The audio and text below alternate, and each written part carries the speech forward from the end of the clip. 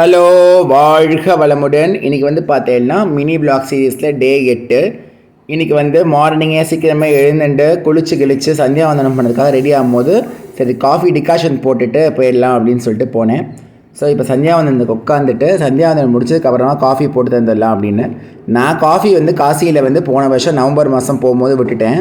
காசியில் போய் coffee tea விட்டுட்டேன். பட் இது வந்து என்னோடய பாட்டிக்காக நான் போட்ட காஃபி போட்டு முடிச்சதுக்கப்புறமா இடத்தெல்லாம் சுத்தமாக க்ளீன் பண்ணிவிட்டும் காலத்தில் டிஃபனை ரெடி பண்ணிடலாம் அப்படின்னு சொல்லிட்டு இட்லி கல்லூரலில் வந்து பார்த்தீங்கன்னா இட்லிக்கு வந்து ஊற வச்சு அரைச்சிருந்தேன். இட்லி சூப்பராக சாஃப்டாக ரெடியாக எடுத்து தொட்டுக்கிறதுக்கு பொடி இருக்குது, சட்னி எல்லாமே இருந்தது.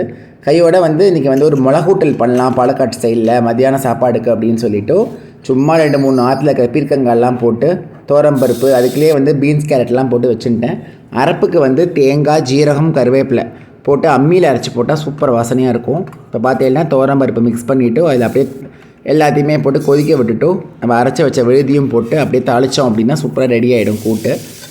ஆஸ் யூஷுவல் நம்ம தாளித்து கொட்டினால நம்ம வந்து பீன்ஸ் கேரட் அப்படியே சும்மா தேங்காய் போட்டு வறுத்துட்டு இறக்கினோன்னா கேரட் தேங்காய் போட்ட கறியை எடுத்து பீர்க்கங்காய் தோலையும் புளி உப்பு போட்டு பீர்க்கங்காய் தொகையில் எடுத்து சும்மா முட்டைக்கோஸ்லாம் வச்சு கட் பண்ணி வச்சுருந்தேன். பீட்ரூட்லாம் போட்டு ஒரு சாலட்டு, தக்காளி மிளகு தொக்கு, அப்புறம் தக்காளி பழம் போட்டு ஒரு ரசம், இடத்தெல்லாம் க்ளீன் பண்ணிவிட்டு எல்லாத்தையும் டேபிளில் அடுக்கி வச்சுட்டு கொஞ்சம் நேரம் வாசலில் போய் சைக்காலஜி படிக்கலாம் அப்படின்னு சொல்லிட்டு உட்காந்துட்டேன். டெய்லி ஒரு 2-3 பேஜஸ் படிச்சுட்டு அதை தியானம் பண்ணிவிட்டு அப்படியே முடிச்சிடுவேன்.